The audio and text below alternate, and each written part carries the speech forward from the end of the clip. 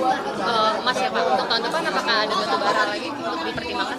Oh, emas ada kan, karena kita sekarang kan biaya ekspornya nol kalau nggak salah. Itu selain untuk meningkatkan pendapatan pemerintah juga untuk melihat sih berapa sih ekspor emas kita sebetulnya. Jadi kita lihat nanti ada potensi income apa yang kita bisa dapat dari pertambangan itu yang mungkin Estimasi sebelumnya belum belum tahu. Saya nggak estimasi. Nanti salah angkanya, saya lupa angkanya berapa triliun lah gitu. 2 sampai 6 triliun ya. Apa siapa? Saya nggak Mereka boleh. minta di DPR Pak. Saya nggak peduli sama pedagangnya.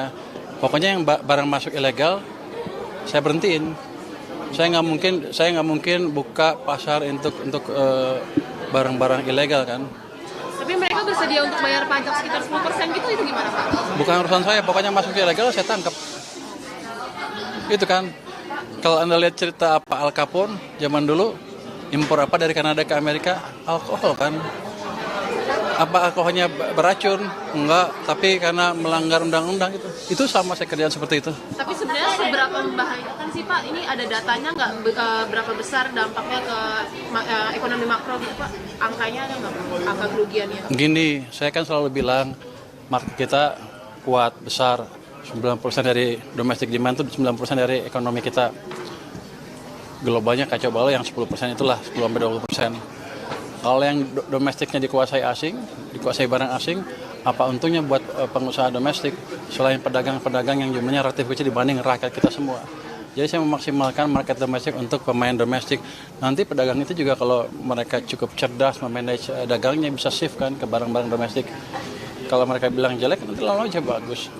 Kan demand-nya akan ditentukan, demand yang menentukan kualitas barang. Kalau jelek ya nggak dibeli sama masyarakat gitu.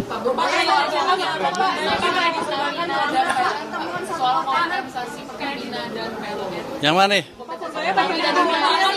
Ini dulu. Banyak yang khawatir kehadiran Wamen Thomas kemarin di DPI itu ada kemungkinan politis gitu Pak, atau banyak yang mengira itu ada intimidasi gitu. Enggak, itu kan undang-undangnya membolehkan kan. Pemerintah boleh mengirim pejabat setingkat menteri mengikuti rapat Dewan Gubernur yang menentukan tingkat suku bunga. Saya pikir untuk menjelaskan pandangan aja dan melihat gimana sih suasana di Bank Sentral. Jadi ke depan akan lebih sinkron antara pemerintah dengan Bank Sentral. Jadi bukan negatif, harusnya pandangannya harus lebih positif ke depannya, bukan negatif. Berarti ada kemungkinan untuk RTG juga. Kredit perbankan melambat jadi 7,36%. Enggak, saya akan tambah lagi malah uangnya. Kan sudah bilang kan, kita lihat M0-nya, tadi saya lihat kan M0-nya di akhir Oktober menurun sedikit kan. Dari tadinya 13% turun ke 7%. Artinya dorongan dari saya agak berkurang sedikit sehingga saya tambah uang lagi ke ekonomi 76 triliun.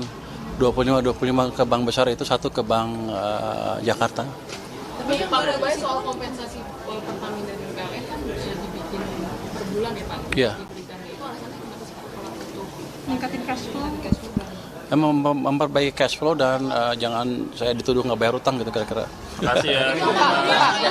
Jadi dengan itu cash flow mereka akan lebih bagus. Tiap bulan akan dapat 70% dari ininya. Nanti 30% dihitung di bulan September. Nanti kalau itu kurang, sisanya dibayar September semua. Jadi 9 bulan pertama dibayar di bulan September jadinya. Makasih semuanya. Tinggi ya. Udah. Makasih ya. Tapi yang keluar Makasih. batu bara belum dihitung Pak?